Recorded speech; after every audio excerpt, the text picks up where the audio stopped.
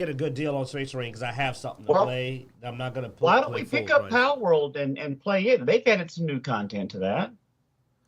I got to choose between that and Call of Duty 6. I'd rather play Call of Duty 6.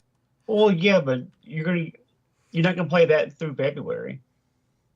True. I'll keep hoping that either Space Marines 2 is going to put out a sizable update with the sale that really makes it a good pickup. Because honestly, that's my plan, is to grab Space Marines to make through if I get too bored. If I find myself bored, if Stalker ends up being really short, then Space Marines 2 becomes the next game. Because, I mean, the thing about Call of Duty is that it's a live service game. It's designed like Gears. They're going to keep doing seasons. Like, the season just started, by the way, and it's got some really cool stuff in it. So, like, it's designed to be like we did Gears, to go back and keep playing it. Yeah. So unless the Space Marine 2 offers enough value outside of, like, to the point that I go, I'm going to put down Call of Duty to play it, I'm not going to buy it. Yeah. All right, let's get started. Welcome to Dicejunkies. I'm here with Q. And on Skype. We got Bloodaxe. And I'm Xenodamus, by the way. We did it already. Completely forgot to mention that. That's okay. Yeah.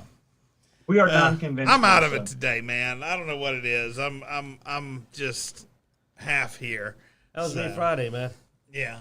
Y'all were looking at me going like, "You're not all here," and I'm like, "Man, I'm under." Door so that fan noise doesn't. But yeah. Anyway, let's get started. First up, we got some news that Bloodaxe will go to sleep on, and that is anime news. I don't think so. This kind of news you can follow because it's not really about anime. That's true. It's not really about anime. Yeah, it's about people. People we know. Crunchyroll abuses are far too numerous. Fairy Tail voice actor quits anime and threatens to expose company. Now, this was 6 days ago. He said this. He linked his Twitch account and basically said he will, check his Twitch account for more details.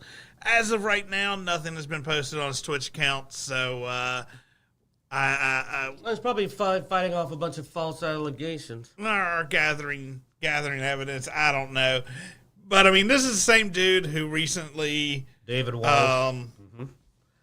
If I recall right, had his mail taken and distributed between other people and not given to him. So, like, for 6 years, apparently, like, his fan mail was being stolen. Well, we've seen this behavior because Crunchyroll is basically got the staff of Funimation. And if you don't know, we have history with Funimation. We've been following the Funimation debacle all the way back since then. I'm dropping names, Vic Mignogna days, when, they made a lot of accusations against Vic Mignogna. I don't know if they were true or not, but I do know that a lot of things got exposed about them. Yeah. And, at the center of it was Monica Rial and her little henchman, Jamie Marchi. And they, just went after people, man. They were attacking people all over the place. It was wild. I think I told you, I said she's the Alyssa Mercanti of voice actors. Yeah.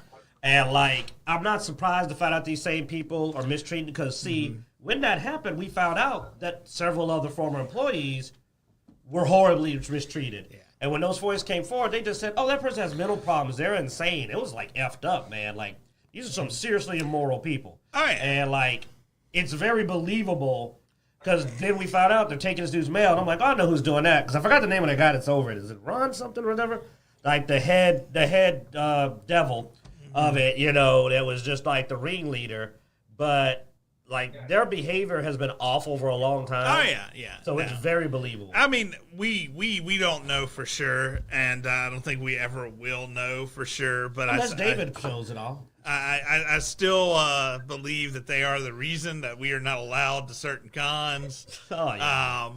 Well, because it lines up too well. Because, I mean, we were told but we were not allowed to cons that they were going, that they happened to be going to. Specifically, they started being guests at a con, and then we stopped being allowed at those cons. Specifically after we did a recording with Vic Mignogna. Nothing biased or about any of the actual controversy, but several it was a panel. We didn't even talk to him personally. It was a panel. Several of the larger channels Clownfish grabbed our interview, and we were shown in several news articles as well as some Clownfish, a few others, some other videos. And it was right after that we got told, oh, sorry, you're no longer invited to these cons. And the certain group of Funimation, Crunchyroll voice actors were consistent at these cons. And also at the same time, we were hearing that a specific member of that group had constructed a blacklist for several YouTubers and press. Hey, we may not be the biggest, but we made the list. Yeah. So it was most likely we got caught on that list. Not necessarily for one of our direct videos, but indirectly because we were.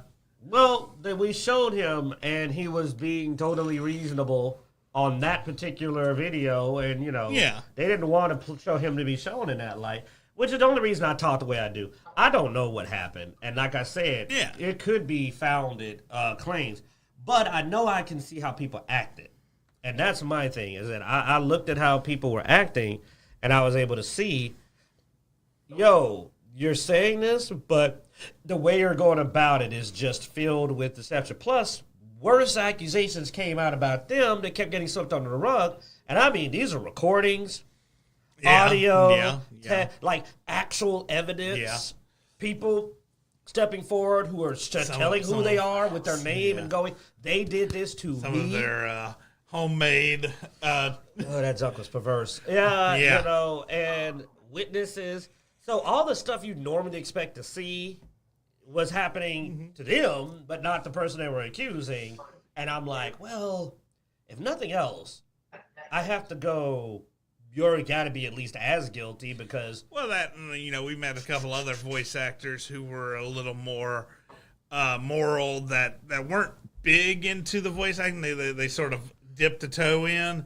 And who had mentioned that they don't associate with certain parties of that of that group. A lot of the, like you said, not a part of the clique or just individual voice actors did not associate with Funimation. Or with that. Well, no, with those particular people. Yeah. Plus, then it also got into a lot of really ugly hate speech. Like, I mean, some of the things said he didn't follow, but I was following the Twitters and the texts for some of them, and they just got to saying some of the worst things I've ever seen. And I'm like, when I'm right, I don't descend into hateful approach. I don't have to. I have facts, and I'm accurate. I don't start going F you and F your mother. Background noise coming in, blood. And I hope all your family gets sick and crazy crap like that. Like that's not the talk of a victim. That's the talk of a villain, of a victimizer. I heard a lot of victimizer talk coming from the people claiming to be victims. And I'll drop it at that. Yeah. But no, I mean it definitely. Oh man, yeah, I'm with you on there's a level of which I don't want to get too deep into, but it's definitely could get nasty. I mean David here says, friends, I'm not returning. To Gael in Fairy Tail, Gajeel in Fairy Tail. I'm not returning to the Crunchyroll studio. Their abuses are far too numerous to list here, but soon I will tell you all of them, and I will do that here. Hey, link that. With keep that and link it. Yeah, with Twitch TV/Insider Outside. Stay tuned. So, I mean, that is definitely something worth keeping an eye on. And, yeah, I will... pop it in the chat, man. And we'll link it to the vid. It's... Because the best thing is if I'll see stuff for yourself and make your own decision. I'll always tell you that you should... it's like I said, right now there's nothing here. But we'll definitely keep an eye on it. It's already got 1.2 thousand followers for a channel with no... Trust me, the only reason Bobby ain't got nothing yet is he's getting it together, and they're probably threatening his life because I saw how them acted, and them people were wishing death onto folks. They were crazy. They're rabid.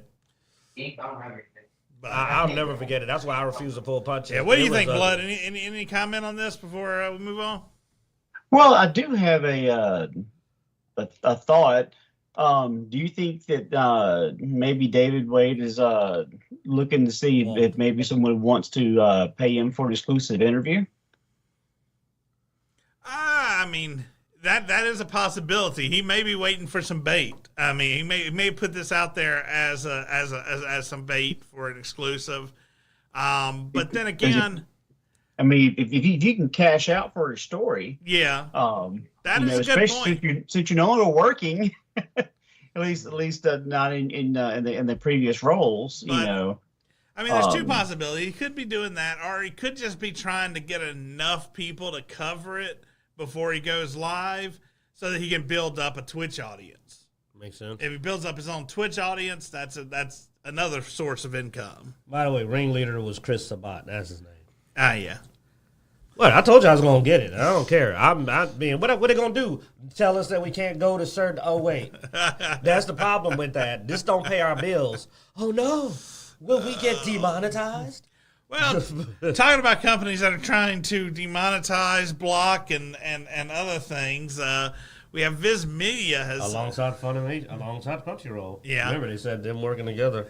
alongside Crunchyroll. Yeah, Viz Media has authorized the 7th most Google copyright takedown request of all time. I'm actually surprised it's the 7th because the number They have is a list, 305 million takedown requests. URLs. Yes, 305 million URLs.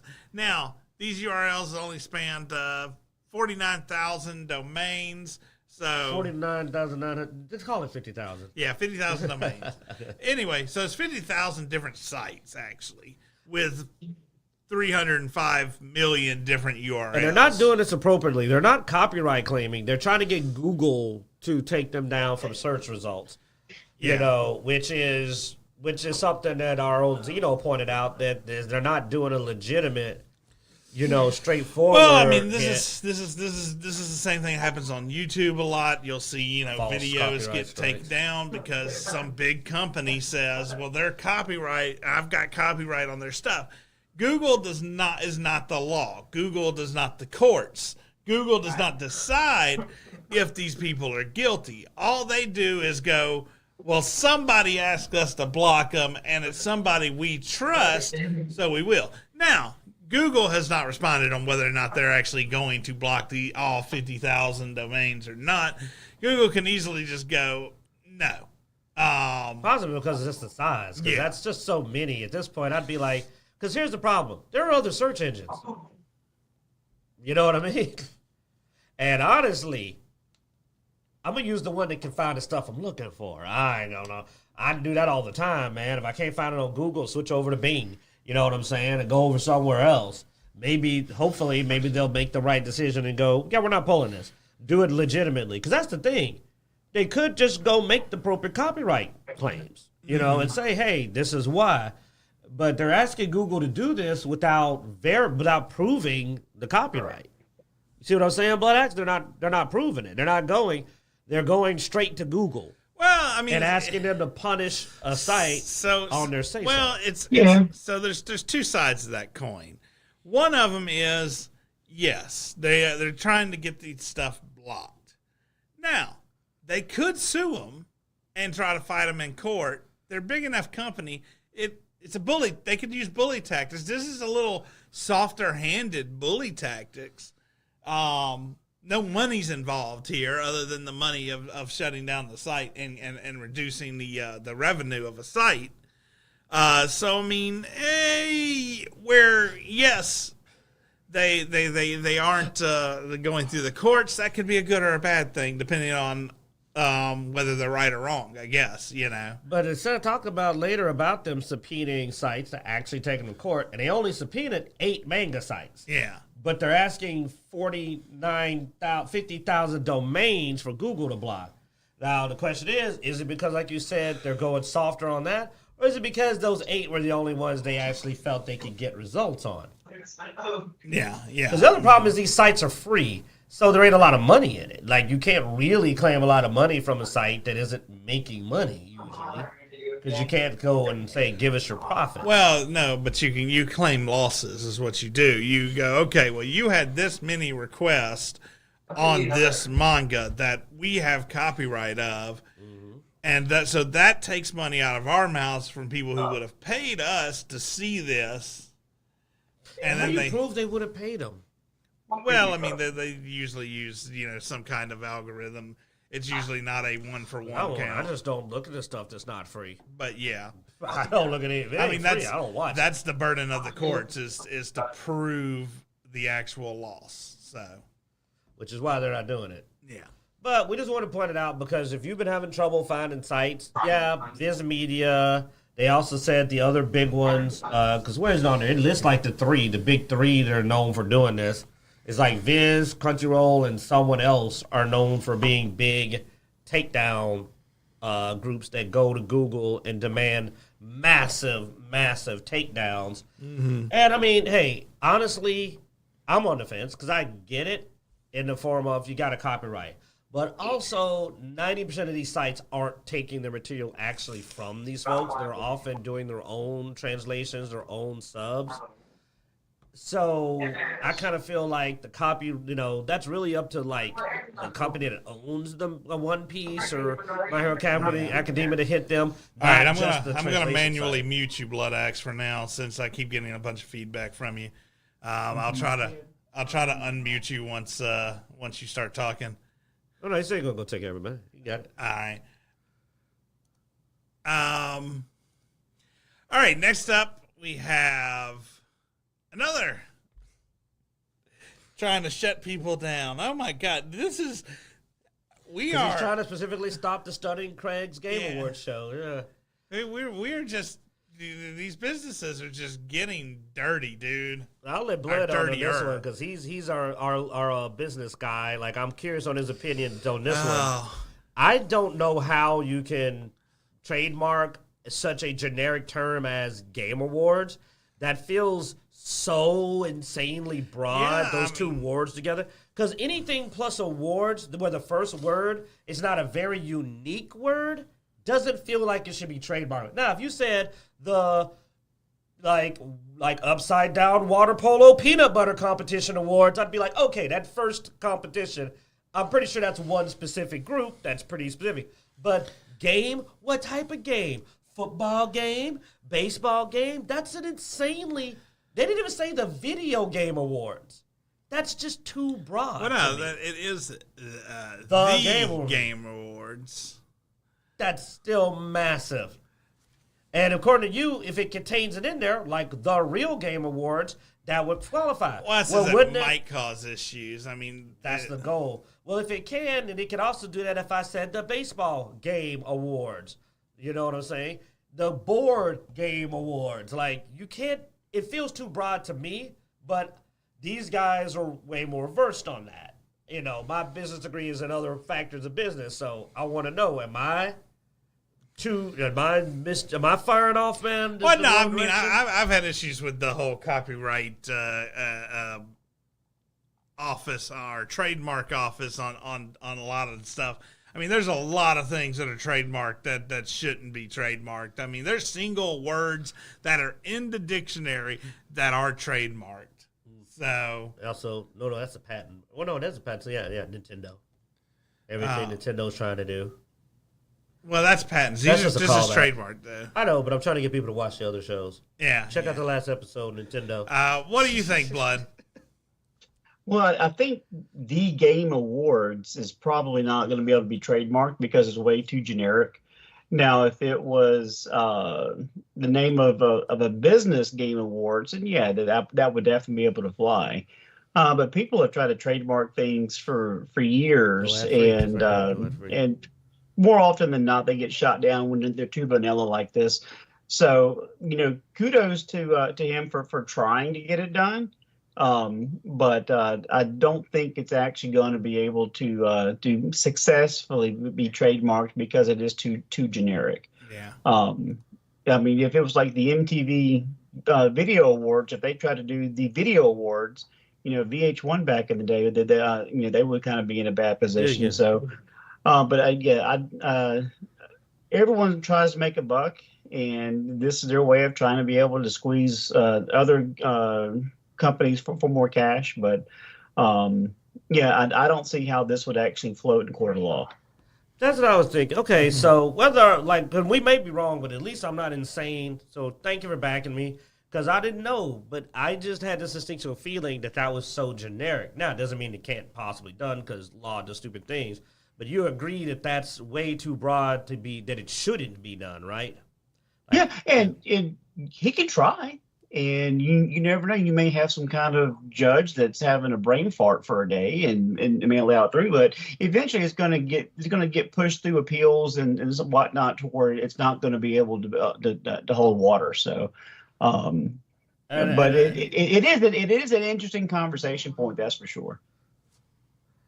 And I mean, there you go. I mean, it's crazy to me, and it's being done right when somebody's trying to make a awards game show, because, you know, as we again have covered, callback, the video game awards this year are essentially blocking out several games because they don't feel that they are diverse enough or inclusive enough. So they're knocking them out of the running.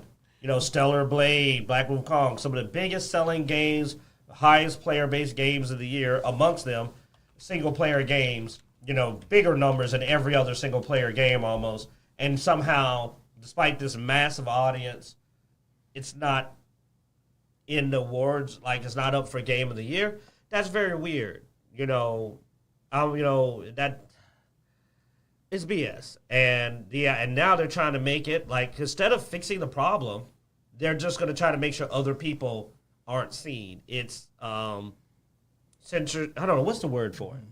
It is just gating it off. Yeah, it's gating it off so that no one else can do it correctly. Instead of fixing the problem, you could just do it right yourself. But no. But I mean, we've seen these weird trademarks in the past. One I mentioned was Comic-Con earlier. I mean, Comic-Con was trademarked for Comic-Con, Comic Space Con, Comic-Con one word, Comic-Con International.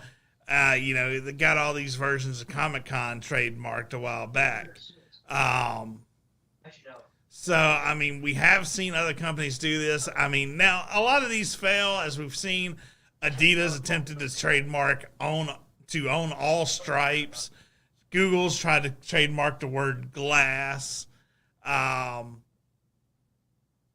We had LeBron James try to trademark Taco Tuesday. Sarah Palin trademarked her name. Oh, yeah, McDonald's tried to trademark the Mick. The MC. Yeah. I remember the Mick. Yeah, I remember that. So, I mean, a lot of Irish people, I think, would have been mad about that. And then Trump tried to trademark "you're fired." So we've seen a lot of things. Try to trademark a verb. That is impressive. Yeah. Or I'm sorry, is that an adjective? Mess that one up. Yeah, but either way, yeah, just a term. You're fired. But yeah, so I mean, whether or not this goes through, I don't know. And then, I mean, the main thing is the motivation. There's still a lot of Comic-Cons around too. So, I mean, yeah, I've heard of even like though the it's so-and-so already been Comic-Con. trademarked. And the biggest thing is that it's the motivation. It's to prevent another award show from coming out that appropriately covers all the games that came out this year that did well. Well, and that's probably the bigger talking point here is, I mean, we've already seen the nominees for the Game Awards. You know, the choices will be coming out soon.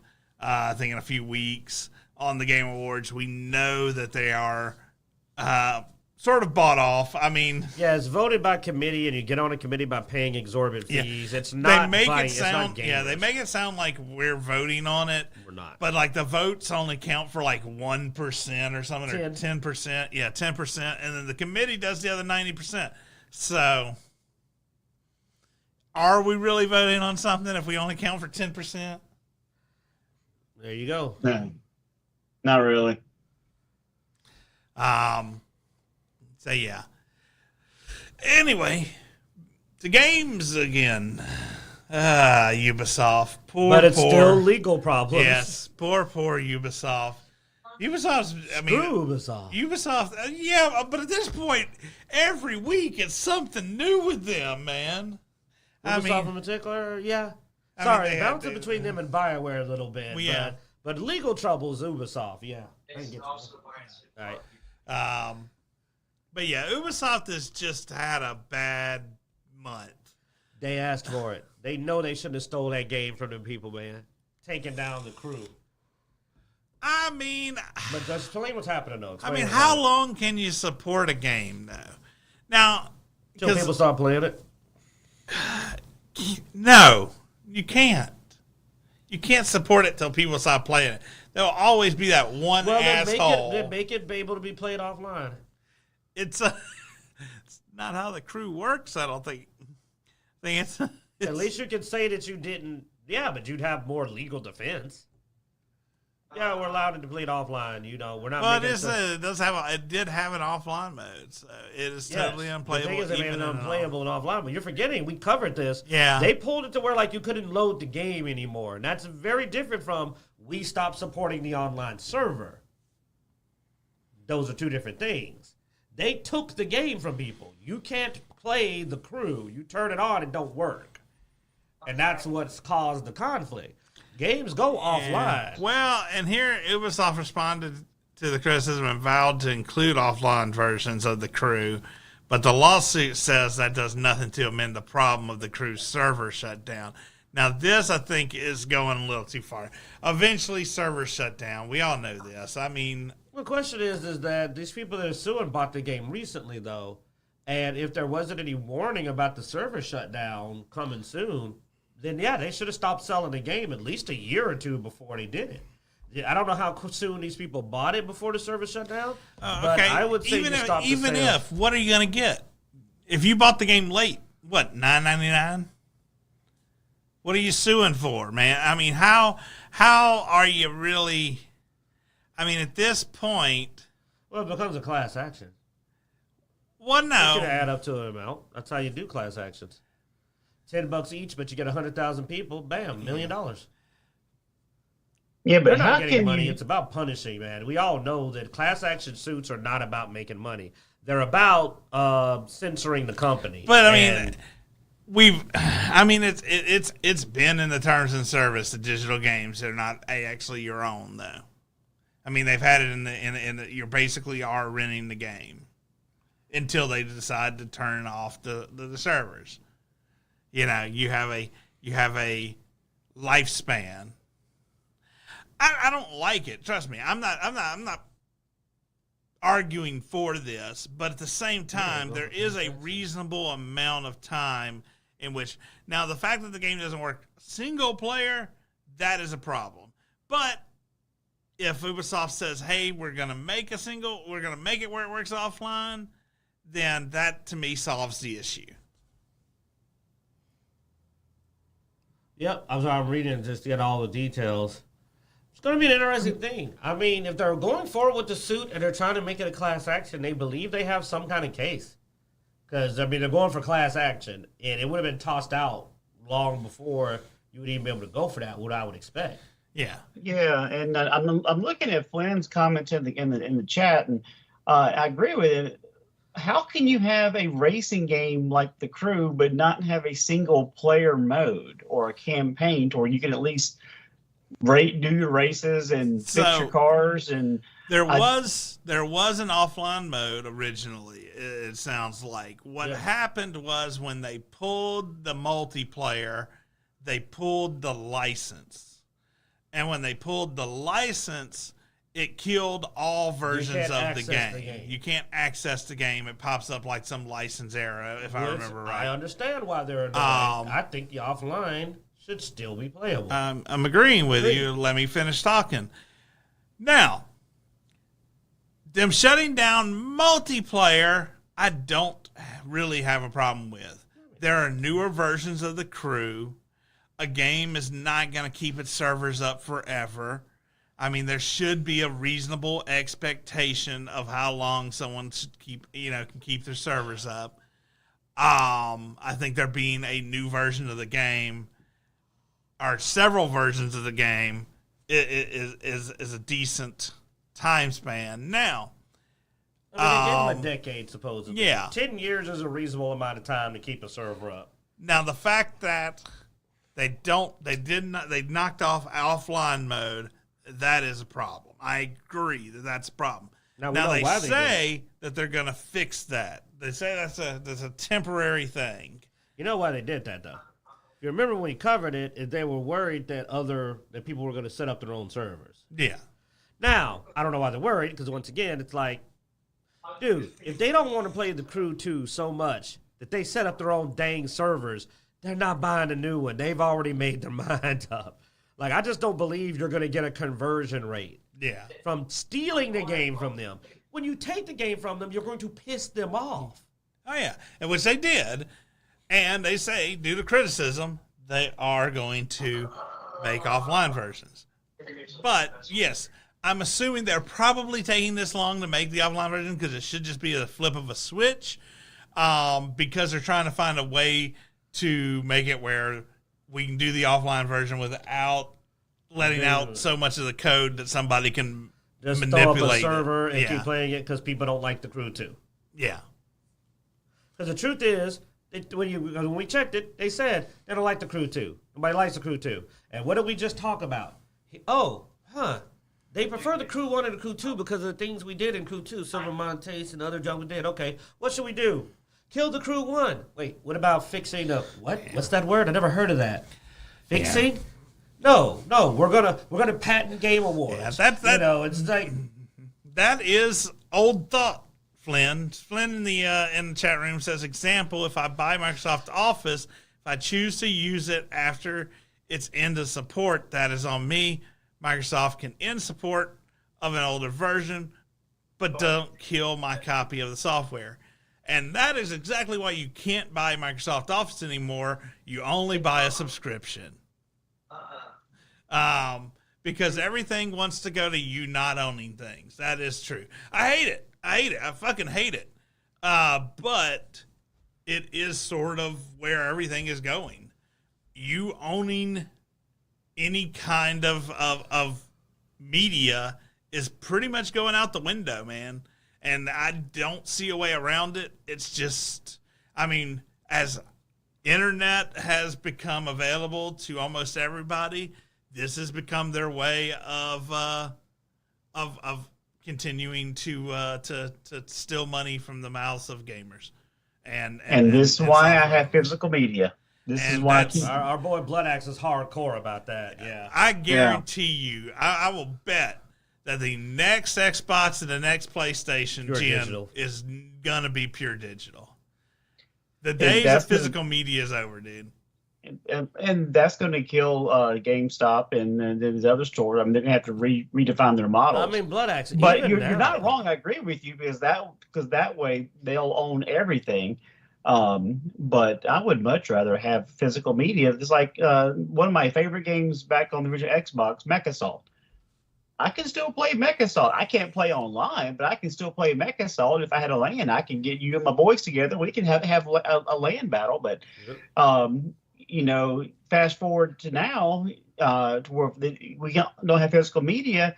Some of the games that we enjoyed growing up, we can't play at all, and that's really unfortunate. Now, here's the thing: the way that the Crew was set up, though, I will say, even if you had physical media, doesn't matter. That's what I was about to say. Because you have to log in through their server, and their server is the one that's throwing in the.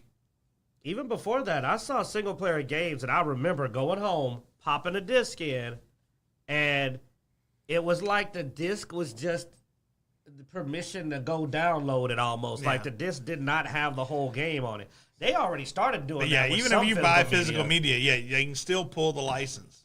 Where you'll go home, pop the disc in, and the first thing it says is downloading, and you're like, I put a disc in. But that disc is accessing, and basically it serves as your login almost. Well, it once again, that also goes back to, what we were talking about last week in last week's episode with the PlayStation Network.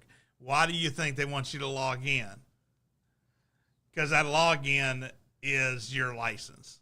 Except that in the case of PlayStation, you can't trust those son of a guns because what they did with Discovery and heck, I think that's what we're going to be following. Let me stop. I think that's a topic that pops up. But yeah, And the worst part is that at least Ubisoft, I can't believe I'm saying this, but at least Ubisoft pulled the license for a monetary reason. We want you to buy the new game. But some companies... Well, we don't want to keep up the server.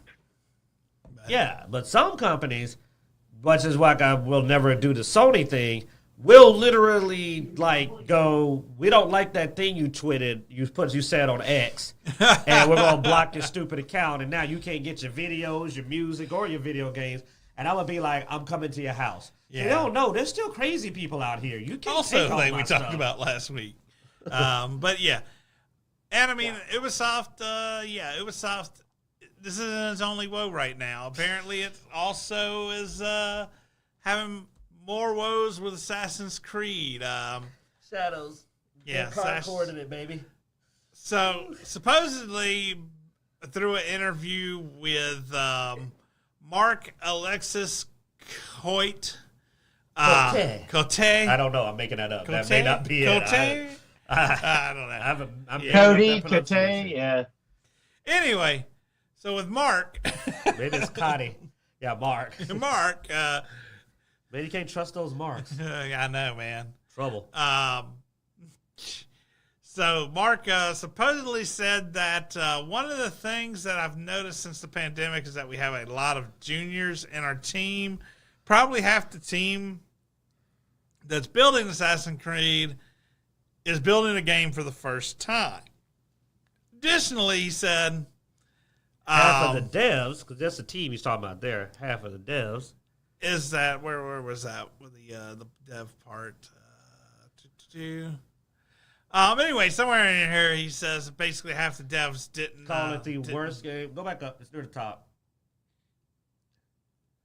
Yeah, so probably half the team is Assassin's Creed built for a time. So they don't know, even though they're playing the game right now and they think it's the worst thing they've ever seen, he said it's going to be good and we're going to get there. Yeah. And see, a lot of people were focusing on half the dev team's worst thing I've seen. I said, no, you're missing a point. What Q pulled from this is the toxic positivity Concord thing of, they didn't say the game was bad or not that great. You've got people on your team who are working on the game and work for you saying, this is the worst thing I've ever seen, and you go, nah, man, it's going to be good.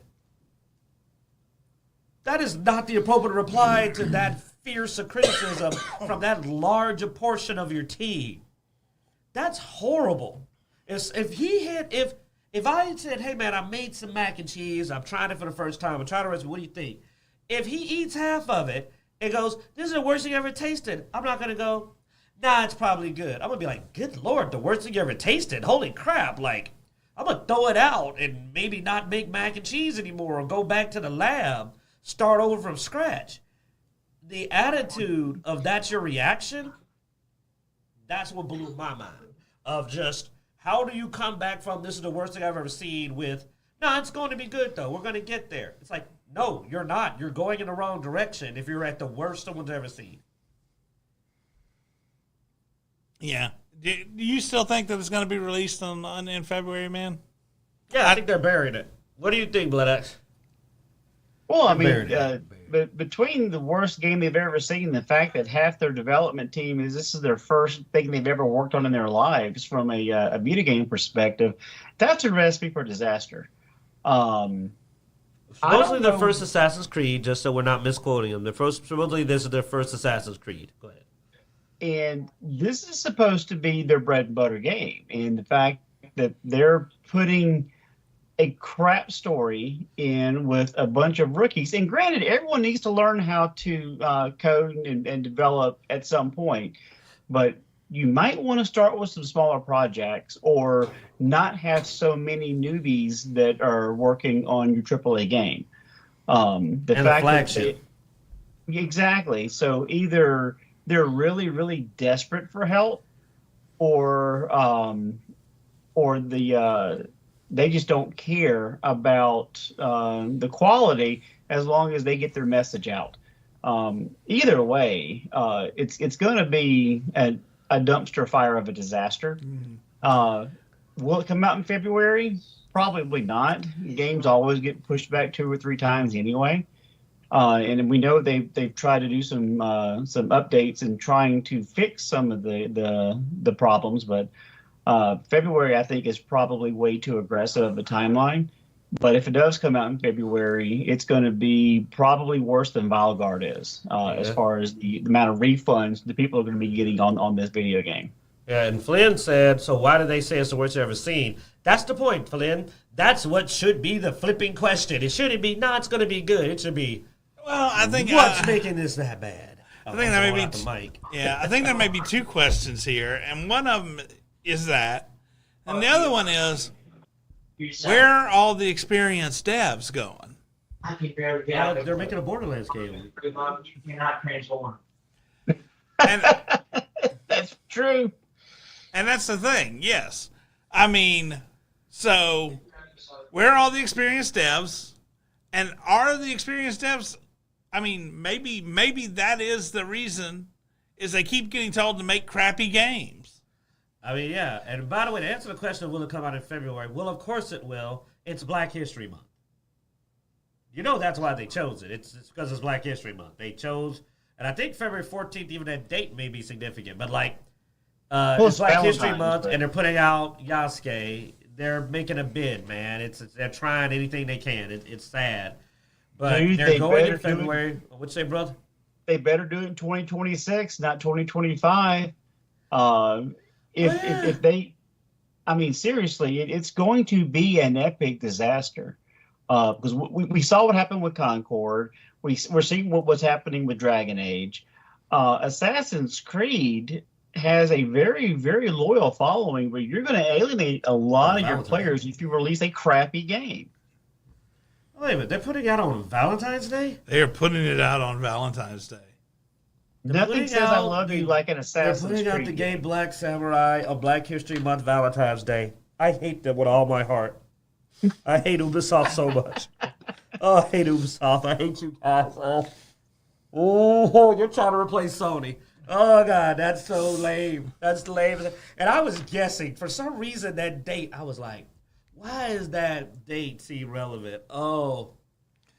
I mean, you see Flipp's like, I hope the fact that it is Black History Month, and the fact that they've had so much people bitch about the main character being black, it does make sense that that's why they would be doing it, because to shut up the critics, the guilt, because you're not supposed to. White guilt won't allow people to complain about a black MC in Black History Month. Even the most racist people will feel a little guilty. I don't know if they feel guilty. They just know they're going to get roasted. They're trying to weaponize the black community on this game. The Valentine's Day part makes it creepy. I didn't even think about that, man, until you pointed it out. Holy crap. It's because you're white. You don't know what Black History Month is. I know what white. You didn't remember it was Black History Month until I said it. Don't feel bad. No white person does. It's like, oh, yeah, February is Black History Month. Yeah, I remember. Sounds the shortest. We've talked about it before. Hey, Flynn, don't make fun of my single lifestyle. I did. I'm the one that said February 14th date is relevant. So I knew there was a relevance. Not to me, but I got it. Oh. Well, to answer where all the devs are going, we keep seeing new indie game companies pop up all the time. And what do we hear whenever they pop up? Veteran devs from blah, blah, blah. Usually the creator of franchises that are being destroyed. This is a Mass Effect dev. This is this dev. This is a Borderlands. We have a Borderlands devs here. And, these guys are from Gearbox, Riot Games, Epic Games, Monolith, and Blizzard veterans. They made a company called Ruckus Games and are making a Borderlands-stylish game. Yeah. With RPG mechanics, advancement, building, set in a modern America during some kind of odd invasion. Looking at that, third person shooter RPG crafting and building mechanics. Part of the game will tell about some invasion in the American suburbs, but who, where, and for what purpose is invaded is still unknown. So. Look at this game. It's like it was made for us. Go back up. No, look at this. It's a third person shooter. That's all three of us. Oh. That looks like what we wish Redfall would have been. Oh, alien invasion. Now we're talking. Slide up, though. I want to just read the description again. So, it's got all three of us covered. All of us love third-person shooters. And it has RPG, crafting, and building. They were 14 pounds. RPG as well, man. I love True. But, like, dude, I Crafting remember is secondary to me. you were creating entire conveyor lines in Power World. We've come back and you boosted the whole tech level. It's like, hey, man, I got the mithril, like, armor. I'm running around in a loincloth. You went crazy with the crafting, too? Hey, no, I went crazy with breeding monsters. Yeah. But the fact is, this sounds like the kind of game I want. And building means that Bloodaxe can, like, go insane, and we come back to see what our third castle looks like. Because, you know, this is a dude who built multiple castles in freaking Grounded. And when I say castles, I mean castles with brick. Like, he built several elaborate, like, brick castles just for the heck of it. And we won't even talk about the sandbox. Because for all of my crazy grinding, that project of yours is still the most insane thing I've ever seen someone do. You covered the entire sandbox. After I did all that, I finally figured out how to go into a different game mode where you have unlimited resources and you can just build whatever. I'm like, I did this in survival. No, he did it legit. He covered the entire sandbox so that we never had to put on sun hats again. He just covered it. He said, yeah, I don't like the sun. I mean, you can see it. He is one of the palest Dicejunkies. And we now know it's because he goes covered from the sun. Hey, man, the truth is the truth. It's okay. But no, I mean, if you got a looter shooter with survival elements and base building, you're talking about all three of our bread and butter alleys, you know. Well, and supposedly you can sign up for the playtest now, and it will be in early 2025 . So, I'll have to go do that. All right. What consoles or assuming this early playtesting is usually on PC. Right, build it on a PC first. So the final release, is it going to be on consoles or is it going to be on Steam only? You know, they haven't released that information yet. Yeah, dude, they just made the company. Like, this is all really fresh news. Like, they made the company back in 2021. But they announced it. But they've been keeping low on everything until recent. Where they finally announced it and said, like, boom, we're coming out. Now, I believe it'll be across all of them because the games they worked on were multi-platform. Like, almost all of these companies are known for multi-platform games. And with them being veteran devs, they probably left a lot of these companies because of the shenanigans that, like, Sony and other companies did. So they're probably not going to want to be tied down by anybody. You don't get your freedom and then tie yourself back down to being exclusive. You know what I'm saying? Yeah, I was hoping the playtest sign up would ask you for a specific, like, are you on PC console? But it didn't. It just asked for email and nothing else. Default PC, we know that. But yeah, most likely it's going to be, I mean, this is their actual release on the game, and it doesn't mention anything about consoles or anything. But I mean, what I like is that I didn't hear the words I don't want to hear, which is MMO. Yeah. Because all those elements sound great, but we like to play with each other. It says it's going to be a 4-person co-op. Perfect. So. All right. I wondered what kind of beast I get to put together in this one. I mentioned this art style is interesting. I wouldn't say it's a Borderlands style, though. It doesn't look Borderlands style, but if it's a looter shooter elements, if it's a looter shooter in that vein, because there's Borderlands is probably the best looter shooter game that we have. Borderlands is an RPG looter shooter, and that's what I think they're referencing because there's looter shooters out there, but Borderlands is an RPG looter shooter. Mm-hmm. Well, and it's going to be a live game because it says the new title will offer co-op for 4 players in an evolving world that will be updated with new emergent content over time. I like that. Set in a reminiscent era amid the backdrop of the American heartland, players are thrust into the shoes of everyday people, forced to become heroes when the town comes under attack. It is not clear what is behind the strange events, and things don't quite seem to add up. So This is a better description, I think, of the game. But yeah, players will smash, grab, and grow. Yeah, that sounds fun, man. Sounds like something I can get into. So this is where the talent is going. But and yeah, I brought that's it the up point of because that, yeah. Wonderlands and Tales from the Borderland 2, and then the movie just put a stink on that franchise. Yeah. That we needed new Borderlands this game. And thus, I'm hoping. And the great thing about a game that's going to be keeping updated is it means you may get more players, new talent trees. It's that kind of game that's meant to be played for a couple of years. It isn't just a jump in, play, you're done. And honestly, I kind of look for that in games now, something with a little bit of legs on it. Because even though I'm so busy, I can still burn through some of these games when you get an off day. And next thing you know, you're done.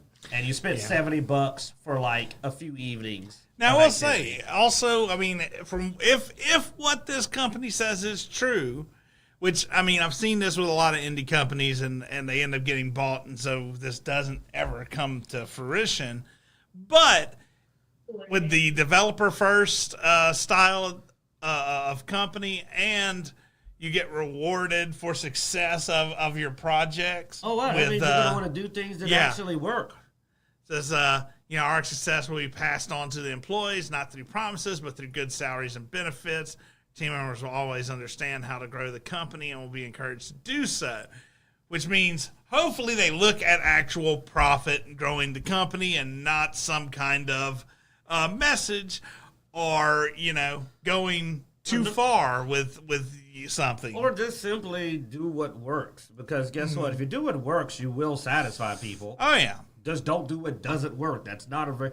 Look, dude, everybody acts like this is hard. You see companies, oh, man, these multiplayer games don't work. Like Sony saying, we're going to focus on single player when they were asked about Concord. Because that wasn't a problem, man. You did what didn't work. That's all it is. And what works is really simple. And no, it's not, you got to have a white guy. No, it's just game needs to be fun. Yeah. Be fun first, be fun last. And that's what they said. They said they want a game that starts off fun and stays fun.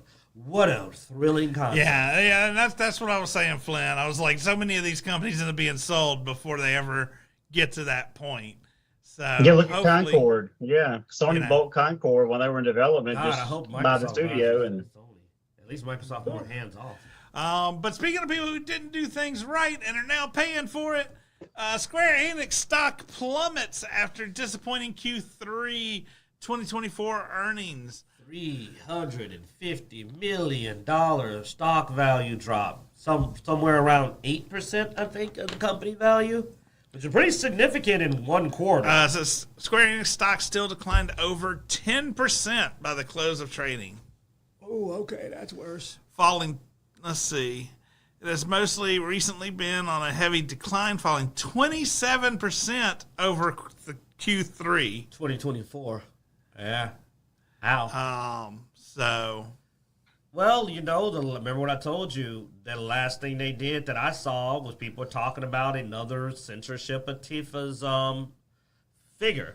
And it's like, that doesn't work. Well, yeah, and a lot of people are pointing it towards their, Sweet Baby Inc. Another, getting involved with Sweet Baby Inc., Black Girl Gaming. Black Girl Gaming ruined Forspoken. Once again, it's that diversity. What is the it? DI. Inclusion, DEI. Yes, thank you. DEI stuff again. Marking another company. Now, I will say, at least Square Enix has seen the light with the multi-platform releases. They did come out and say, we've been fucking up with going too exclusive with Sony. We are going to try to be, in the future. Now, they already have, I think, deals for the last Final Fantasy VII, the last part of Final Fantasy VII. They already have a deal with Sony for it to be exclusive for a limited time. But after that, they said, we're done. We're not doing these exclusives anymore. And that's the thing. They're going to not be able to turn around immediately because they did dedicate themselves to turn around. The problem is they got to release something. Like, you got to see it, and they don't have anything coming out yet to go. Here's us doing that. So, unfortunately, they're still riding the fail train, and they're going to still be on that fail train until they start putting out games that don't have certain context and are on multi-platform. And sadly, that's going to be 2025. That's not even going to happen this year. No. I don't expect anything else from this year that's going to be different from what they've. The problem is those games have already been made. So they're screwed up. They're still screwed up. They're going to come out screwed up. Yeah. Now, will they pull out of the tail dive in 2025? I don't know. They don't have a game coming out I'm looking forward to. Like, Yeah, I was looking that up, and nothing's blowing up my skirt either. Well, I mean, That's the problem. they just re-released the Dragon Quest, which is supposedly doing pretty well. I think that's the last I saw it was doing like 43,000 concurrent. And for a remake, that's not bad. So you came But I mean, at the same time, they did a lot of the stupid DEI stuff with it, you know. which was weird because it's a remake, Yeah. but it's not an actual remake. It's really just a refurbish. So they could have just well, they left it added alone. so they Yeah. added some content and stuff like that. They're trying to make it where Dragon Quest 3, 1, and 2 have more of a linked story. So there is some additional content. But yeah, there is some weird stuff that they did. Yeah, Dragon's Quest 12 is supposed to be coming out next year. Kingdom Hearts 4 coming out, and then Ember wait a minute. When is Story. Kingdom I'm not Hearts sure 4 what that coming out, game though? is. What's the date on Kingdom Hearts 4? Because I'd be shocked to come out next year. Because they haven't even been advertising it. They normally advertise the heck out of the Kingdom It Hearts was game. announced in 2022. I was about to but say it- That that don't they did mean that nothing little at Kingdom Hearts they did that weird little one clip video back in 2022. Dude, I saw the secret ending to Kingdom Hearts 3. I played it. And I also know that I waited for 2 and 3 really long periods of time. I'm not seeing any dates for it, so That's what I thought. it may not even be till 2027 for all we know. I mean, if it's following the trend of Kingdom Hearts games, very possible that it pulls like a almost Bethesda-like delay. Yeah, the new Dragon Quest I think is supposed to be next year though. So. Yeah, that is. But I just when you said That's Kingdom what Hearts it 4, says, I'm yeah. like, But I'm concerned about that because I mean they were already talking. There's like, oh, we may have to make a divergence from our norm on Dragon Quest because technology is going and we got to do something new. So I'm curious where they're going to go with 12. I mean, curious? I thought the word would be are worried. scared, worried, frightened, Alarmed. yeah.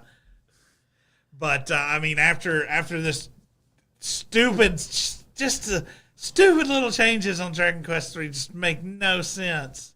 Dude, the only reason I'm not worried about Kingdom Hearts 4 is that by the time if Kingdom Hearts 4 ever comes out, by the time it comes out, all this crap will be done. Like, this will have lost so much money that the whole wave of DEI will have long died. Because I expect 2026 and honestly, that's being nice. I agree with Bloodaxe. I think he's being a bit prophetic. I'd call Kingdom Hearts 4 in 2027. Because they haven't even started talking about it. And they normally talk about it, and then they take a year or two to make it. And I haven't even seen any serious talk about Kingdom Hearts 4. So I don't expect it. What was the last Kingdom Hearts game? The last Kingdom Hearts. The Square Enix game we actually enjoyed. Was it Outriders? Was that the last one that was actually good? Yeah, and that's debatable. I mean, I liked it, but I know a lot of it didn't do great. It did okay. It did fairly decent. But yeah, I liked Outriders. That was it. Outriders had an original story. It was fun. I enjoyed it, but the replay value, it really missed its mark on the replayability compared to some of the other games that we played that are looter shooter RPGs. But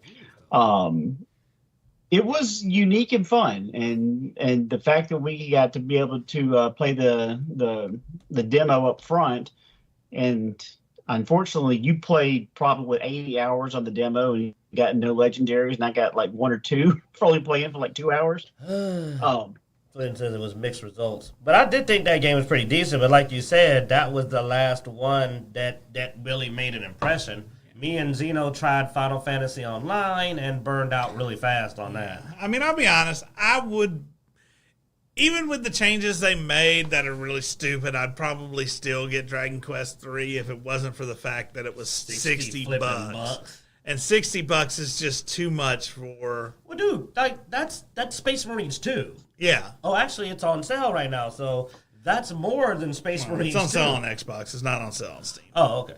But like, if I had to choose between a remake that they messed around with and like a brand new game, yeah, man, I'm gonna go new game every time. But then unless it was a remake of a game that's just like a one of a kind. Like honestly, me and Jarek are still hoping for Parasite Eve to get a remake. But oh yeah, we got that. Yeah, I thought we were done, but we've got one more. We've got 2 more. One is, this is basically just, how do you feel about people turning around? Because we know IGN did it. We've seen IGN and now The Gamer have both started to change their opinions on Dragon Age. And, the Gamer did more than change now. Now I will say the Gamer got told harsh. IGN hold my beer. And Yeah. Gamer came in hardcore. This individual starts off hardcore going, I'm non-binary, I'm bisexual, I'm that person that they say that's my friend that's too woke. And then they proceed to tear a new hole in Dragon Age Velgar. They go off. Yeah. And here's what's funny. Everything they're saying is what everybody else has been saying. But it's amusing because they go hard. But I respect them for that. Because you know what?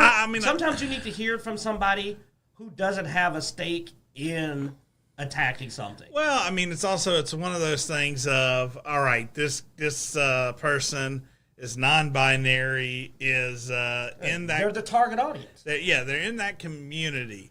It's similar to like when you say something about black culture, and if I say something about black culture, it holds different. Because I've lived it. Yeah. Me and Flynn, we've lived it our whole lives, man. We got a little bit of a different approach. Like Black History Month, y'all are like, oh, Black History Month. But for us, it's a little different. We look at it a little differently. So, to see them say basically the same thing that everybody's been saying for a while finally was refreshing, I guess, because it came from what you would call a source that is harder to dispute. Well, let's clean up too. It's the target audience. Yeah. This is who the game was made for, and they came back and said it's not Dragon Age. Everything that was good about Dragon Age is not there. I read this. I was sitting here reading. I had him stop because he was scanning. I said, hold on, and they pointed out a lot of things that even other people didn't. Yeah. And that's what happens when a person that plays it who isn't going to get distracted by LGBTQ content, so they get to have a clearer view. The things they pointed out, I didn't know about it, no one else has mentioned, but they're very valid. Like, they said you can't even get negative affinity. Well, dude, the faction thing got me, dude. Oh, yeah, they changed the Antivian Crows to be freedom fighters instead of assassins. They changed the pirate faction. What's the pirate faction called? The Lords of Fortune. They basically took all the flaws of the factions and took them out. They made everybody so non-offensive that Antivian Crows, which literally where they would kidnap orphans, turn them into slaves, and torture them until they became cold-blooded killers. Now they're freedom fighters who only take contracts on people they know are evil. And then the pirates, Lords of Fortune, only steal things that don't belong to anybody. I don't even know what that is. Like, what doesn't belong to somebody? And they return cultural artifacts to their native cultures. Yeah. They took the dark out of dark fantasy. Dude, they took the fantasy out of fantasy. Yeah. And, this is... right here, when we got to this, this is one of my biggest complaints about the new D&D. This is happening a lot where we're ignoring that racism exists. We know that racism exists, and especially when there are actual different races. And it was an integral part of the story where your character could combat against that or interact different ways, but the way elves were treated, especially the Dalish elves, and actually both were treated bad because, oh my God, the city elves, was a big narrative element. Now they just act like that never happened. The elves are just like you and me. They even changed their culture, where they were the elves lived in the woods and lived a very atavistic life, which I actually like. I grew up around a lot of Native American culture also in Texas, and I've always had a high respect for an atavistic life, very in touch with the land. Now, she's a scientist, and they're doing technology, and she's got a power gauntlet to power devices, and it hooks onto stuff, a bionic arm. And you're like, what the heck happened to the elves? Why did the Daily elves become weird technocrats instead of, But they did that because, well, that might be offensive to native cultures. So it's like they said, it's so whitewashed. There's no edge.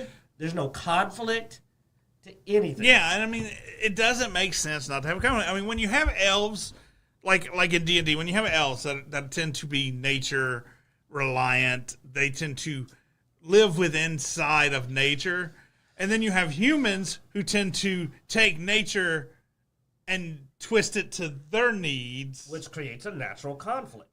there should be at least some animosity between the two of you because you have vastly different belief systems. And there's even a validity to both sides. The humans don't have the natural ability to talk to animals. Yeah. So living in nature is harder for humans. They're like, look, we don't have mystical holla deer that come and heal people and lead us to food. Like, we got to eat the deer. We eat deer. We're hungry. So the conflicts are even, you can pick either side and have some validity to your stance. Well, and that's the point. I mean, it is natural to have some form of racism. Conflict. In general. But yes, based on race is a form of conflict. But having some form of conflict culturally, racially is very normal. And then the other thing they brought up that's normally very controversial, but I can go over it because they brought it up first, was they talked about the flaws of the polyamorous characters. They said that you get to know these characters, but one of the complaints is too many romance options. They said nobody has a preference. Like, nobody has any kind of preference or anything which actually makes the character shallower. For example, I've been following so much of this that I know that the Tosh character really comes off as being attracted to women in story. Yet, because of the polyamorous, anyone can date them, they will go against character to date your character if you're not presenting as or not a female. And this was brought up. They said this makes the characters, unlike Inquisition, this makes the characters lack some depth. And it loses immersion. It loses immersion that you're just like, well, everybody wants to bonk me, and nobody cares what I am. I could be freaking 10-foot tall dragon man or 4-foot tall dwarf. I could be, used to be, but now I am, but could have been, and now I say I am, and they don't care. And you're like, you don't really care, do you? And it's like, that kind of is shallow. It doesn't feel, you know what I mean, did he? So let me say this. In Inquisition, winning over Cassandra when I was a mage was fun. You started off with a lower affinity for Cassandra because she's a former Templar, and she doesn't trust mages. So managing to actually work through your differences and find common ground was my favorite romance in that game. When I did it as a warrior, it was a lot easier, and it didn't mean as much to me because, well, it was more interesting that we were so at odds, and you had to kind of fight through those predispositions. It was way more immersive. But like on the flip side, in Fallout 4, if you're too nice to somebody, they won't stop bugging you to sleep with them. And that's kind of this. And you're just like, Preston, man, it's just business. It was a bug, man. Dude, when Hancock came on to me, I was really thrown off. He was like, hey, and I was like, oh, no, buddy. Yeah. Woo, all right. woo. So, last note will end on a fun. Really? It surprised me then. All right. The first descendant announces important news. We were for a minute. We were almost legit. We were mature. We will have jiggle physics. We have jiggle physics. We need to hit the gym. But we know how to do it cheaper. But oh yes, jiggle physics have been added to, or will be added to the first descendant. They didn't say at what patch. But they said they are working on jiggle physics. So is this a crossover with DOA? Oh. Since DOA is not making any more games, is First Descendant, is Kasumi the new character they're adding in? Because, man, DOA is the king of jiggle physics. I will say, dude, I wasn't a fan of this game. I tried it. It just didn't do it for me. Well, for me, it was like unlocking characters. And just jiggle physics isn't going to bring me back. Of course not, man. I don't play a game for that. But I did find it humorous. And also, But they said it was much requested, so I gotta respect it. They're putting it in there, not for the heck of it. They said it's been asked for. And also the amount of outcry and tears that came after from certain people also put a smile on my face. So, why do they care? It'll probably be a toggle. But the jiggle will be a toggle. The toggle will be a jiggle. But Actually, what Flynn said before that, he brought up about the darkness of Dragon Age. Just to finish the point, I gotta say, he's not wrong, though, man. That game got you immersed because it made you care. Yeah. Like the archer, the female archer whose name I always forget because I think out of pure hatred, the Red Jenny character. I hated her. Me and her did not get along in that game because I played a mage. Also, Flynn says, "Wow, that was interactive. Wow, you have to use jizzle physics to a game because it's so bad. You have to use sex to get people back." Look, dude, that's how they got people in there. If you saw the original reviews, it was all about the bunny girl. It was all about Bunny, and we joked about it then about the only people that really play it is because this will be the game. It's a money grab if I ever saw one. In my opinion, it's a so looter shooter. It's a big looter shooter player, and Bloodaxe is my witness. We play the heck out of looter shooters, man. This game did not catch me. Like, it didn't. I got in, I played it, and I turned it off and played something else pretty quick. I think we started playing Dead Island 2 again. You know what I'm saying? Well, I mean, the fact that you have to pay for extra character slots and just to get the characters that you want unlocked is an insane amount of time. Oh, they would make much money if they made you pay for jiggle physics. But I mean, ways to fix it to where we actually pick up and play it again. This will hurt, but it's not going to get me to download the game to play. But I do think it's interesting to see some of these game developers, these studios, are going back to the core gaming audience and the things that we enjoy as gamers. So props to them. I mean, OGG4, man. I mean, there's an audience for it. And here's my thing. What have I always said? I want people to have their game. They want their jiggle game. I'm fine with that. They didn't add jiggle physics to like friggin' Dragon Age or something. You know, obviously, I mean like the ones I like. They didn't add it to a game that I care about. It's not my kick. In fact, I find it distracting in most games, man. I'll be honest. Unless I'm literally playing a game as a laugh, which I'm not playing a looter shooter that takes this much effort to unlock a character and slots or use real money. I'm not playing that as a laugh. Now, if they added jiggle physics to like Dead Island 2, I'd be laughing my butt off. But Dead Island 2 is a comedy game, man. And you'd be like, oh my God, why did the zombies have jiggle physics? It'd be a nightmare show, but it'd be messed up. But yeah, what you show them, this is what they're selling, man. I mean, they're not subtle about what it's about. This is the game. They're not subtle. Like I said, they know what they're selling. Yeah. All right, and with that, we'll come to an end. Oh, is there a nurse? There's a nurse outfit. And why would you have a crop top prisoner outfit? Yeah, boy, they ain't playing. They all right. Thanks for watching, guys. Be sure to go to Dicejunkies.com where you find links to everywhere we are online, Twitter, Twitch, Instagram, Facebook, all that good stuff. Be sure to like, subscribe, and hit that notification bell on our YouTube channel. And as